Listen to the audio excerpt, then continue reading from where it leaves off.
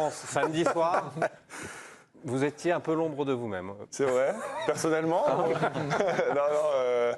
Fatigué. Forcément. Mais heureux. Donc on profite, on a bien bossé. On est allé chercher cette médaille et je pense qu'il faut savoir un peu décompresser. On est en train de le faire, donc on profite. Et vous en avez immensément le droit, bien évidemment. Antoine, il y a la pression de la compétition, on imagine. On sait que vous vous êtes mis dans un dispositif un peu particulier. Vous avez essayé de reproduire un petit peu ce qui s'était passé à Tokyo en restant les uns avec les autres, en étant dans votre bulle. Là, le fait de se réouvrir aux autres et le sentiment du devoir accompli, il y a une redescente. Oui, clairement, il y a plein de sentiments qui se mêlent un peu. Avant tout, le bonheur de ce qu'on a fait, l'euphorie. Les fins d'été, c'est toujours particulier, où les moments où on se dit au revoir. On a vécu des moments tellement incroyables entre nous. Comme vous l'avez dit, on est restés ensemble. On s'est forcé à rester ensemble. Donc on était les uns sur les autres pendant... Ça fait longtemps là maintenant. Trop longtemps. Mais on s'entend tellement bien que... les moments où on se dit au revoir encore plus après avoir gagné, c'est très particulier.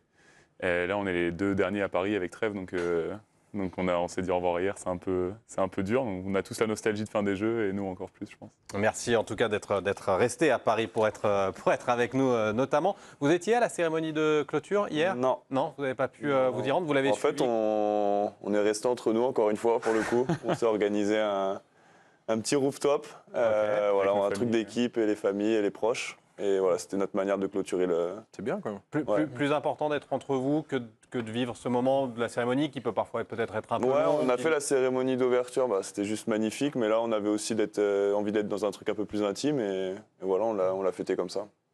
Ouais, on a bien profité des Jeux. C'est une vraie expérience, les Jeux. Nous, on était là avant le début de la compète, 3-4 jours avant, jusqu'à la toute fin. C'est long aussi d'être au village, de voir toujours les mêmes gens et tout. Donc ça nous est du bien de sortir, de voir nos familles aussi. On ne les a pas vus pendant longtemps. C'était important pour nous. C'est vrai que c'est une particularité des sport co. La compétition court sur l'ensemble de la quinzaine. Parfois même commence avant pour certains sports. Ce que vous avez réussi est extrêmement rare, messieurs. On a dû vous le dire, vous le savez. Seules 2 autres équipes l'ont fait avant, la Russie et les États-Unis. Vous prenez conscience de ça ou ça reste encore trop frais pour être parfaitement alerté sur ce que ça représente, sur l'immensité de ce que ça représente?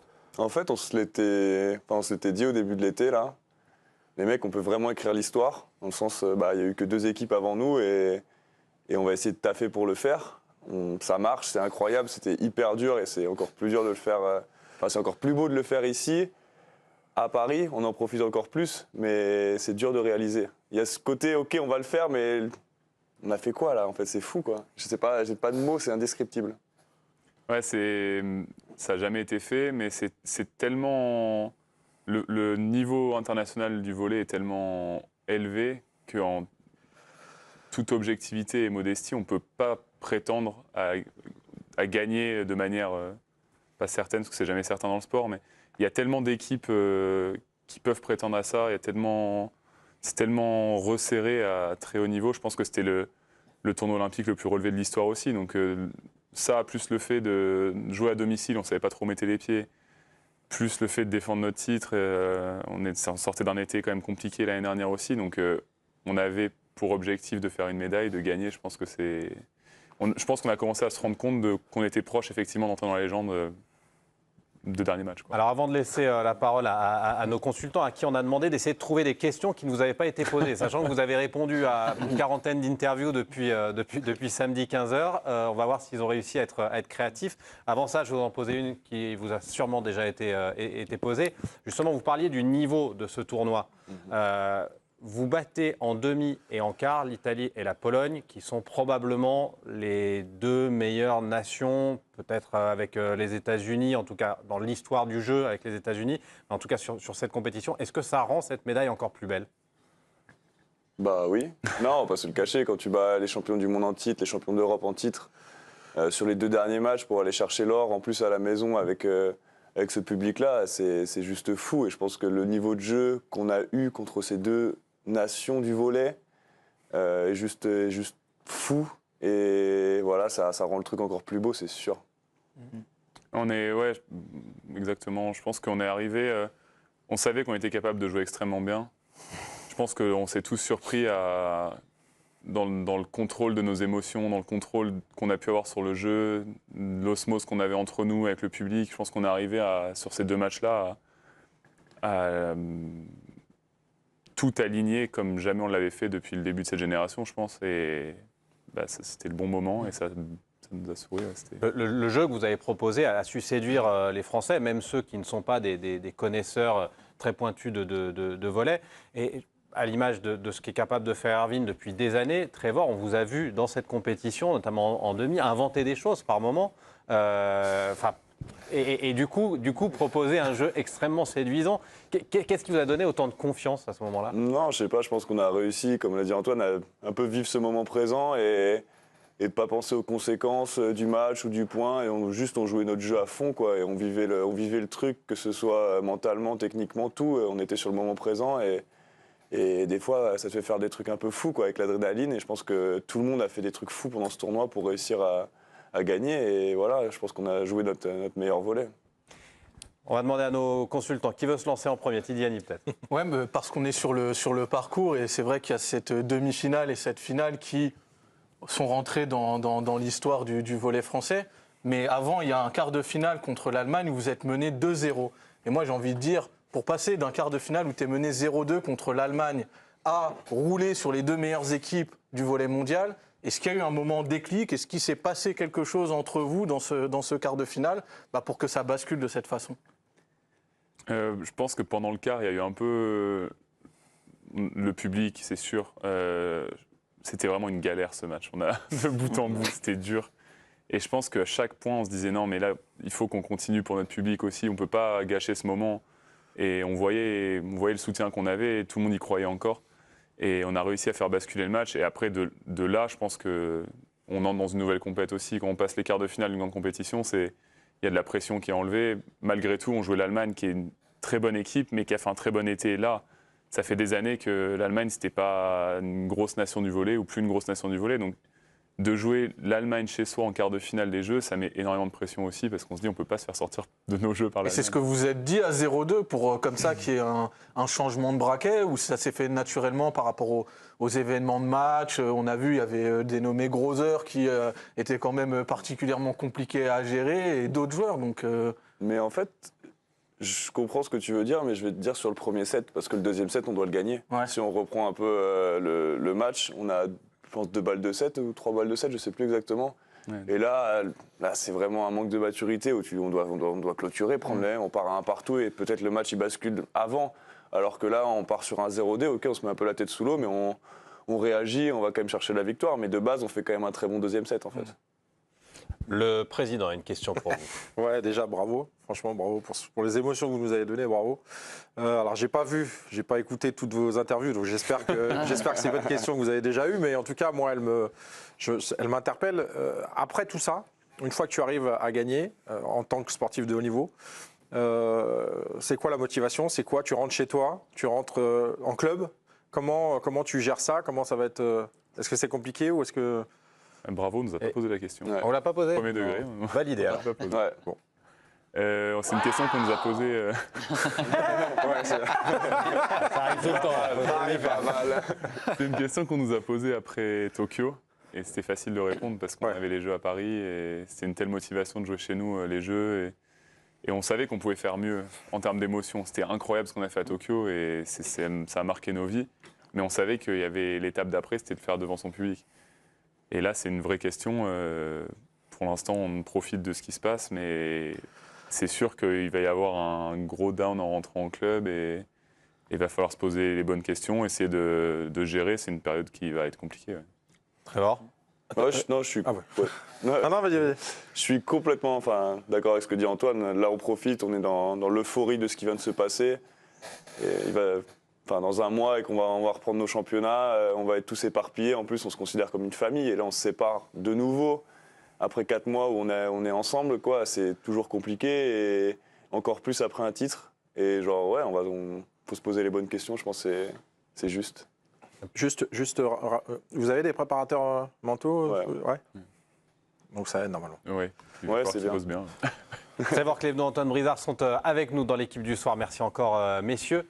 Hugo Guimet, qui suit le football tout au long de la saison pour la rubrique foot de l'équipe, était présent pour vous supporter dans les tribunes. J'avais cette chance-là, grâce à l'accréditation foot. Voilà, deuxième semaine, on revient à Paris, donc j'y suis allé direct, demi-finale. Et vraiment révélation de malade, parce que, en fait, vous vous rendez pas compte, il y avait une ambiance énorme partout sur les JO, mais le volley, c'était encore au-dessus de l'ambiance énorme. Vous avez suscité un truc, en fait, parce que aussi le sport est spectaculaire, il y a des points toutes les 2 secondes, etc. Mais ça me faisait me poser cette question. Est-ce que vous avez la sensation d'avoir créé des vocations? Parce que je voyais dans le public plein de gamins qui voulaient s'inscrire. Quand tu gagnes une fois les JO, bon, c'est une fois, mais quand tu les gagnes 2 fois, ça commence à ressembler à ce qu'on fait l'handballeur. Et toi, Trevor, tu es une famille de volleyeurs, je crois. Vous êtes plusieurs dans ce cas. Il y a Tilly, il y a Ngapet aussi. Ouais. Et est-ce que, du coup, il y a l'espoir que des gamins aient envie de jouer au volley sans que leurs parents les mettent au volley, quoi, tu vois? Mais j'espère que ça va être qu'on est le nouveau hand un peu. Hein. Franchement, là, on a fait quelque chose d'incroyable. Il faut surfer sur cette vague et que les enfants ils jouent au volley, quoi. Mais j'ai envie de dire en club, oui, en indoor et en salle, mais il y a l'été sur la plage, en beach volley, c'est une autre forme de volley, et juste faut qu'ils kiffent à jouer, et ça c'est le plus important, quoi. Trevor, Antoine, on a parlé de l'importance du public. Pourtant, cette performance extraordinaire, vous l'avez faite aussi à 3 ans, sans public, pour des raisons qu'on connaît, à Tokyo. Qu'est-ce que ça a changé dans votre approche et quels sont les points communs et les différences que vous avez ressenties au fil de cette épopée par rapport à celle de Tokyo? Mais il y a énormément. Enfin, c'est le jour et la nuit.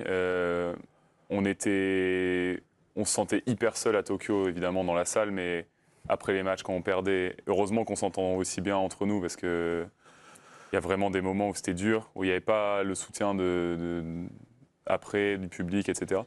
Et je pense qu'on a essayé de se préparer à ce qui se passait. Quand on est arrivé sur le premier match et qu'on a joué la Serbie, moi j'ai eu une boule de stress que j'ai jamais ressentie avant, parce qu'on savait qu'on allait vivre un truc unique et peut-être qu'il se reproduirait jamais dans notre vie. Donc ça a créé beaucoup de soutien après. Sur le coup, c'était dur à gérer, je trouve. Moi, le premier match, c'était vraiment, j'ai jamais vécu ça. Mais quand tu parles de boule de stress, c'est au point quoi, que les bras tremblent? Il y a quelque chose ça se concrétise comment?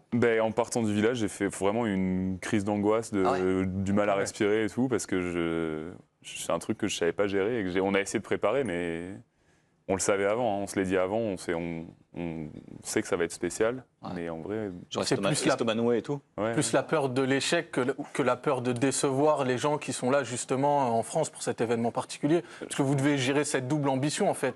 Celle du sportif qui est d'avoir une performance, d'aller gagner un titre, et ça à Paris, à Rio, à Tokyo, n'importe. Mais là, le fait d'offrir une aventure, une épopée aussi à votre public, à vos familles qui sont là, ça rajoute une pression qui est d'abord négative, mais que vous arrivez à transformer en pression positive.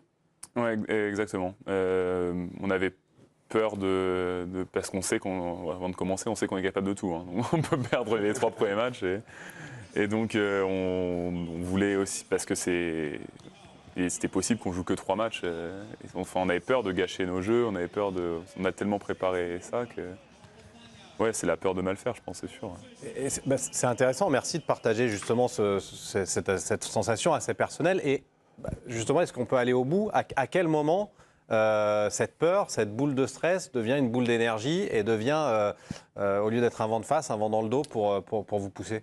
Franchement, là, ce qu'a fait le public avec nous, c'est juste monstrueux. On parlait d'une atmosphère qui était vraiment spéciale. Nous, on a essayé de leur rendre en donnant le maximum, mais eux, une fois qu'ils nous ont commencé à nous pousser sur chaque point, on les voyait debout. On parle de stade de foot, là, j'avais l'impression de jouer dans un stade de foot, quoi. C'était magnifique. Et Non, mais c'était mieux. Parce qu'en plus, vous participiez à ça.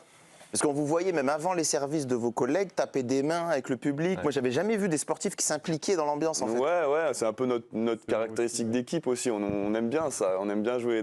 Que ce soit ici en France, on adore, mais même quand c'est contre nous, on va en Pologne, il y a 13 000 Polonais contre nous, on aime bien un peu les chatouiller, quoi. Donc, justement, à contrario, est-ce que vous sentez que ça a un effet sur l'adversaire? Ouais, c'est sûr. Ouais. C'est sûr. Là, ils ont Il y a des senti qu'il y avait points un truc en plus, quoi, ouais. contre eux. Vraiment. Je pense que la finale, c'est un reflet. On gagne 3-0, mais il y a 18 partout presque à tous les sets. Hein. Ouais. Et 18 partout, il y a le public qui commence à pousser. Nous, on les tient, on les regarde, et eux, les têtes, elles commencent à baisser, quoi. D'accord. Et on sait que le public, par rapport à ça, il a joué un rôle énorme. Et je pense que toute la compète aussi, on a senti dès les premiers points une bienveillance du public qui voulait juste qu'on y arrive, mais pas Mais pas de qu'on profite négativité, aussi. pas de pression. Ouais. Et même contre l'Allemagne, quand on était à 2-0, on sentait qu'ils voulaient juste qu'on s'en sorte, quoi, mais sans jugement, sans pression, et on a juste kiffé. Eric? Est-ce que vous pensez que vous avez trouvé la solution tout seul et derrière l'énergie collective a fait que ça a donné une dynamique, ou est-ce que c'est vraiment le partenaire qui vous a transcendé et derrière ça Ouais, non, je pense. Ouais, je pense que c'est un tout. Hein. Ouais. Franchement, déjà, le fait qu'on soit une famille ou quoi, ça aide. Ouais. Parce qu'on est hyper proches et que cette On se connaît énergie-là, par cœur, on l'a ouais. entre nous déjà de base. Et le truc du public, c'est un truc en plus qui vient et qui fait, bon, bah là, ça va être dur de nous mais jouer. là c'est un tournoi et en plus vous vivez tous ensemble, donc j'imagine que ça rajoute en plus à Ouais, l'énergie. exactement. Ouais. Ouais, C'est qu'en- exactement. En plus, on se connaît tellement bien qu'on sait à chaque fois qui a besoin de quoi et à quel moment. Et le public l'a presque senti en voyant nos réactions et ceux qui avaient typiquement le truc du clapping avant un service, parce que ce mec-là, il en a besoin Pour bien servir. Pour bien servir. Il a besoin d'avoir un truc qui le fait sortir de ce qu'il a eu un blocage avec son lancer au service. Et avec ce truc-là. Et en fait, nous, on le fait C'est un pour petit lui, peu de ça. base, et le public a suivi un peu, mais de base, c'est pour l'aider parce qu'il a besoin de se sentir avec l'équipe à ce moment-là, quoi. Et nous, on a mis ce truc en place, allez les gars, on fait un clapping, quoi. Juste une dernière pour pas monopoliser, mais sur les services. C'est vous qui prenez la décision ou vous vous mettez d'abord d'accord avec le coach pour dire voilà tu sers de cette façon, ou c'est la responsabilité du joueur, ou c'est le Alors, jeu qui demande tout simplement Il y qui a les fait deux. que Il y a les deux. On va faire des séances vidéo, on va un peu analyser ce qui se passe, on va essayer de se donner des priorités sur qui servir. Après, il y a une part de jeu, quoi. On est joueur, il faut garder c'est une responsabilité. Oui, voilà, il y a les deux. Donc dans le sens, on peut faire une variation, on peut attaquer fort, machin, mais après le moment, c'est le joueur un peu qui le décide, quoi. Ah ouais, d'accord. Il a également porté le maillot de l'équipe de France, Vikash Dorasso, pour une question. C'était pas le même. Justement, ça rejoint un peu peut-être la question. Vous utilisez les datas, j'imagine, plein de choses comme ça. Est-ce que vous êtes libre quand même par rapport au service, mais aussi dans le jeu, dans vos choix? Vous avez un peu de liberté quand même pour décider d'envoyer tel joueur se matcher, tel joueur au contre, etc. Ou vous devez appliquer totalement comme au basket ou maintenant de plus en plus au foot? Alors, typiquement, nous, notre équipe, pas trop. Mais non, on a progressé quand même là-dedans, dans l'utilisation, surtout avec le staff italien, dans l'utilisation des stats, etc. Et on prépare les matchs avant. Et après, une fois qu'on... Je pense que c'est un truc sur lequel on se raccroche, quoi, de quand ça commence à pas aller, on aime bien...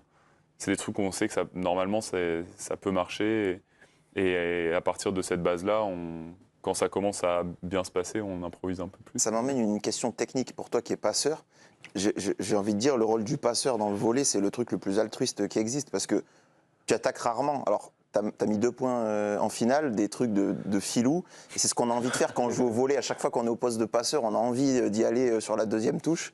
Et toi, tu l'as fait 2 fois. Comment tu sens ça? Est-ce que tu vois le jeu avant de recevoir le ballon? Comment ça se passe, en fait, pour la prise de décision?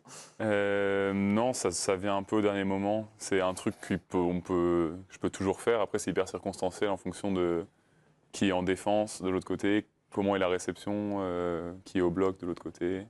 C'est au dernier moment, c'est jamais ma première option. Avant tout, c'est de faire briller les autres. Et si à un moment je le sens, j'y vais. Mais... Alors, vous avez parlé du staff italien et d'Andrea Gianni, qui est arrivé un petit peu sur la pointe des pieds après la parenthèse Bernardo Rezende. Vous êtes quand même 2 enfants de la génération Tilly.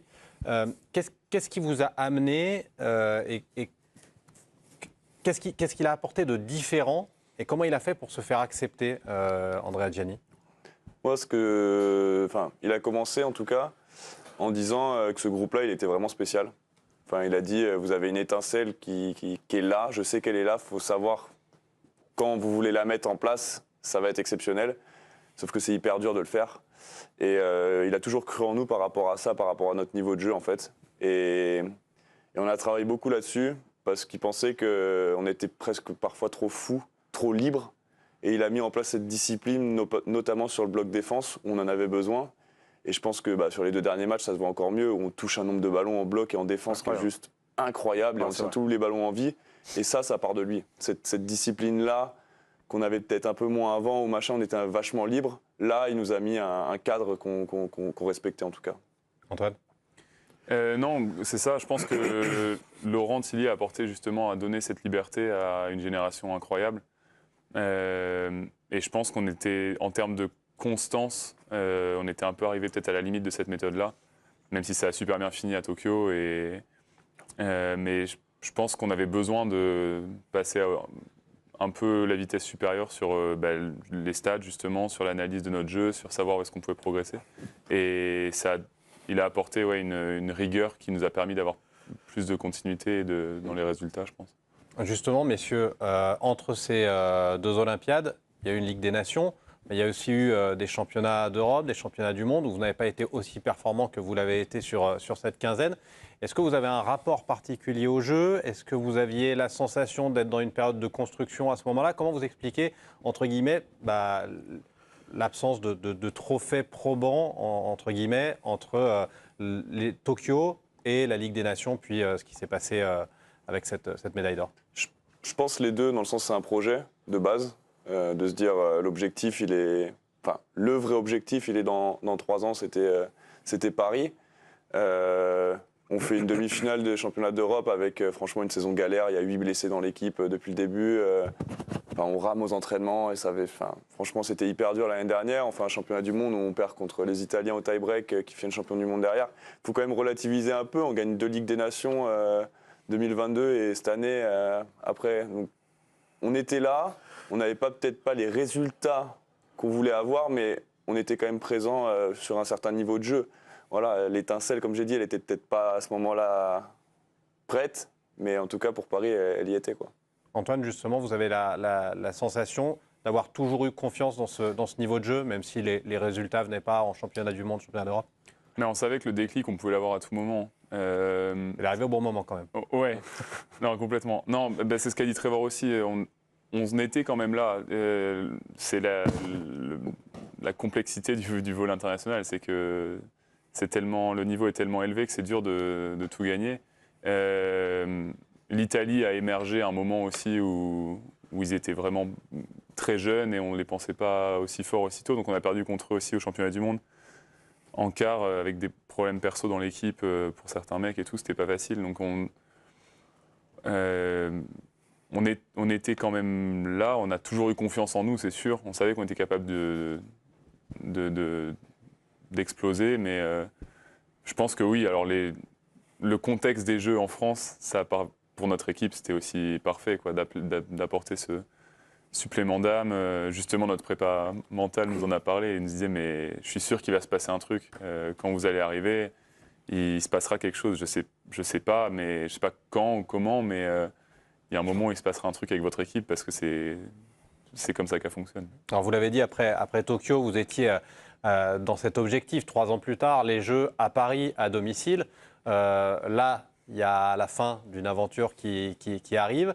Il va aussi y avoir peut-être la fin d'une génération avec quelques retraites internationales qui ont probablement été annoncées. Et nous, en fin de JO 2024, on pense forcément au JO 2028. Est-ce que c'est une page blanche? Est-ce qu'il va y avoir justement besoin d'une partie d'entre vous pour accompagner une jeune génération? Comment vous sentez l'Olympiade, puisque les 4 ans qui viennent, c'est une nouvelle Olympiade? Ouais, je pense que il va y avoir un gros travail de notre fédération. Je pense avant tout savoir le projet qu'ils veulent mettre en place pour Los Angeles. Voilà, il y en a qui vont arrêter, il y en a qui vont continuer. On en parle et on en rigole depuis pas mal de jours parce que on se connaît tellement bien qu'au final on tourne ça à la dérision. Mais ouais, non, ça va être, je pense, un projet de la fédération qui va devoir être mis en place, qui ait du sens et qu'on bascule petit à petit sur ce truc-là, quoi. Antoine, des noms? Non. Personne n'a allez, lance-toi, c'est pas grave. Non, mais en plus, pour de vrai, même dans l'équipe, il y en a qui ont dit il y a des grandes chances que j'arrête, mais personne n'a été catégorique. On va voir qui continue. Le grand public le sait pas, mais le volley français va très bien. Les jeunes gagnent tout aussi en moins de 22 ans, moins de 18 ans. moins de 20 ans aussi. Bon, bref. Donc il y a une génération aussi qui arrive, à voir qui sera là pour être avec elle. Mais pour l'instant, on ne sait pas, on profite et ça rejoint un peu la question que tu as eue tout à l'heure. Il faut qu'on se pose aussi et qu'on gère cet après-JO. Vous avez l'impression que tout est fait pour maintenir ce bon niveau de volley en France ou vous pensez qu'on peut encore faire mieux? Bon, encore faire mieux, ça va être dur là quand même. Dans l'accompagnement, voilà, dans l'accompagnement. Ça, complètement, oui. Complètement. Il y a eu un boom dans le nombre de licenciés après Tokyo. Je pense que la Fédé n'était pas prête à ça, on va pas se mentir, parce que je pense qu'ils n'avaient pas cru en nous non plus. Enfin, on ne croyait pas trop en nous non plus, hein, mais c'est pas... donc là, ça va être décuplé, je pense, hein, avec l'effet JO en France, etc. Donc il faut qu'ils soient réactifs et je pense qu'on peut encore passer à une vitesse supérieure. Mais c'est facile de trouver un terrain de volley si on veut jouer quand on est gamin, etc. Ou... La plage, déjà de base. Non, mais c'est vrai, moi je viens de la plage. En novembre, ah oui, aussi. Ouais, moi j'ai commencé à jouer au volley sur les plages, quoi. Et il y a de l'espace et il suffit de monter un terrain et tu prends une balle et tu joues, quoi. C'est une base qui est magnifique. Ça rejoint un peu la question que je voulais vous poser. Est-ce que vous faisiez partie des gamins, étant jeunes, qui, quand ils voyaient un ballon de volley sur la plage, ils montaient un terrain de volley, ou est-ce qu'ils faisaient un terrain de foot au doigt, ou alors ils tiraient fort dans les vagues avec un ballon de volley, ce qui rend fou les gens en général? Je suis plutôt du deuxième qui rend fou les gens. Ouais. Non, mais on est tous des enfants de la balle. Enfin, moi, c'est la plage, j'ai joué au volley, mais parce que mon père était volleyeur, mes frères aussi, ma mère elle jouait. Et voilà, donc forcément, je montais le terrain, je jouais à la balle, quoi. Mais c'est vrai que pour moi, la plage, c'est une formation qui est magnifique pour jouer au volley, en tout cas. Et pareil, en cours de PS, c'était pas le relou qui mettait des coups de pied une fois par match, parce qu'il a dit que c'était possible pendant les matchs de volley, quoi. Ouais, non, j'étais pas comme ça. Je suis assez sérieux. Trevor, les décisions que tu prends au moment de tes attaques, parce que il a parlé, Timothée, tout au début de l'intelligence de tes décisions à des moments du match qui sont cruciales. Est-ce que c'est des choses qui viennent justement de la plage, de la formation et tout, ou est-ce que c'est des choses qui sont travaillées par rapport à qui en défense, etc. Alors, ça se prépare quand même par rapport à qui en défense. Après, ça vient beaucoup de la plage. J'ai grandi comme ça et je pense que ça reste. Il le sait, Antoine, et on est souvent face à face à l'entraînement, il le sait. Non, mais en vrai, ouais, c'est un tout. Je pense que ça se prépare parce que tu sais qui est en défense, tu sais lui il est bon en défense, il va rapide, il est pas, est-ce que je peux lui faire la feinte, ça se prépare un peu. Et voilà, après, ce genre de coup, ouais, c'est des trucs qui arrivent de la plage. Vous avez été, vous l'avez dit, vous voudriez que le volley devienne le nouveau hand, entre guillemets, qui est, si possible, une nouvelle hégémonie française sur le volley dans les années qui viennent. C'est bien parti avec quand même deux titres olympiques. Le grand public vous a peut-être découvert, ou vous redécouvre et vous redécouvre à chaque Olympiade. C'est malheureusement et heureusement à la fois le jeu des jeux. Est-ce que vous sentez, vous, en tant que taulier de cette équipe de France, que ça pousse derrière, qu'il y a une vraie génération qui peut justement faire perdurer cette domination sur le volley mondial? C'est tôt pour le dire. Ils sont très jeunes encore, mais oui, il y a beaucoup de talent. Il faut qu'ils jouent en pro déjà. Je pense que le volley va bien se porter pendant quelques années. J'aimerais que le championnat de France soit plus développé aussi, que la Ligue fasse ce qu'il faut pour que nous, on puisse rejouer en France. Parce que si on est tous à l'étranger, c'est un truc financier, donc c'est gagner sa vie. Est-ce que ça change votre vie bien sûr, jouer à l'étranger, d'un point de vue financier, pour nous, c'est... Ouais. Il y a une grosse différence, mais... On va chercher le sportif aussi avant tout, et le sportif, il est en Italie, en Pologne, en Turquie, et dans ce genre de championnat où c'est le top niveau, et quand tu as envie de te préparer aussi pour les Jeux et pour revenir en équipe de France, il faut mieux être dans des championnats qui sont de très haut niveau, pour se préparer au mieux, je pense. Du coup, profitez-en les gars, vous êtes sur la chaîne L'Équipe à une heure de grande écoute. De quoi vous avez besoin? De quoi vous avez besoin en France? De quoi ont besoin les futurs Trevor Clevenot et Antoine Brizard? Je pense qu'ils ont besoin de jouer déjà avant tout, donc je pense qu'ils ont besoin de place. Et il y a besoin de faire jouer en Italie, en Pologne, dans tous les autres championnats, il y a un quota de joueurs du pays sur le terrain. Et il y a besoin d'avoir un quota de Français sur le terrain. Pour l'instant, c'est un seul, c'est trop peu. Et il faut donner la place aux jeunes Français. Il y a une super génération qui arrive, donc ils auront besoin d'avoir de l'espace. Nous, on a réussi à s'en sortir, mais parce qu'on a eu aussi la chance à certains moments de rencontrer les bonnes personnes et dans les bons clubs. Mais je pense qu'on a raté beaucoup de bons joueurs parce qu'ils n'ont pas eu leur place aussi. Et la chaîne L'Équipe diffuse régulièrement du volley sur ses antennes. Et ce n'est pas pour dire un cocorico, justement, c'est pour être capable aussi d'avoir du recul sur notre propre métier. Vous pensez aussi que votre sport devrait avoir une plus grande visibilité, une plus grande médiatisation, qu'il faut trouver un moyen de vendre les droits de diffusion du championnat de volley? Mais je pense que c'est un tout. On a envie...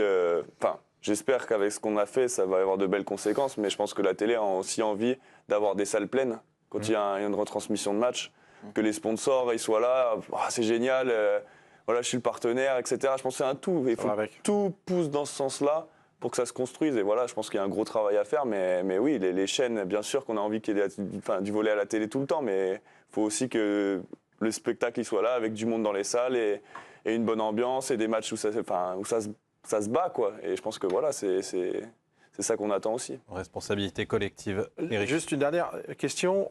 Les jeunes dont on parle, ils viennent de centres de formation ou ils viennent de sport-études ou de... Non, ils sont là pour la plupart, ils sont au Centre National à Montpellier ou dans les pôles espoirs. Mais c'est eux qui... Il y a encore des pôles espoirs, c'est un peu... Ouais. Et il y en a qui vont commencer à être pros là. Il y en a qui jouent déjà d'ailleurs, qui étaient avec nous au début de l'été. Joris Sedi qui était avec nous pendant une bonne partie de l'été, qui a 18 ans, qui est en club déjà, mais ça fait partie de cette génération-là qui a gagné, qui est champion du monde U19. Et ils sont déjà prêts à être avec le plus haut niveau, je pense. Messieurs, dans un instant avec nos chroniqueurs, on va parler du meilleur moment, de ce qu'ils ont retenu de ces Jeux, du petit regret qu'ils pourraient avoir. Mais on va aussi se poser cette question.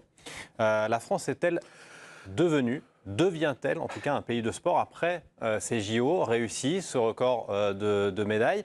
On sait que l'un des Olympiens, notamment Florent Manodou, n'était pas de cet avis. Le président de la République a dit justement que la France devenait un pays de sport, on en parlera tout à l'heure. Mais avant de vous libérer, quelle est votre réponse à cette question? Est-ce que la France devient un pays de sport après ce que vous avez vécu là pendant 2 semaines?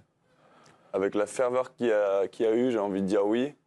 Mais je pense qu'il y a encore beaucoup de travail pour qu'on devienne un vrai pays de sport. Mais avec cette ferveur-là, on va le devenir et j'y crois. Antoine, c'est une base de travail en tout cas ces Jeux? Je pense qu'on a vécu des Jeux incroyables. Je pense que même les plus sceptiques des Français sont fiers de ce qui s'est passé à Paris. Et donc oui, ça donne envie de prolonger via le sport ce qui s'est passé. Et après, je comprends ce qu'a dit Florent Manodou. Je comprends tout à fait ses arguments et il a raison. Donc je rejoins Trevor. On y croit. J'espère que ce sera un moteur pour faire devenir la France un encore plus grand pays de sport.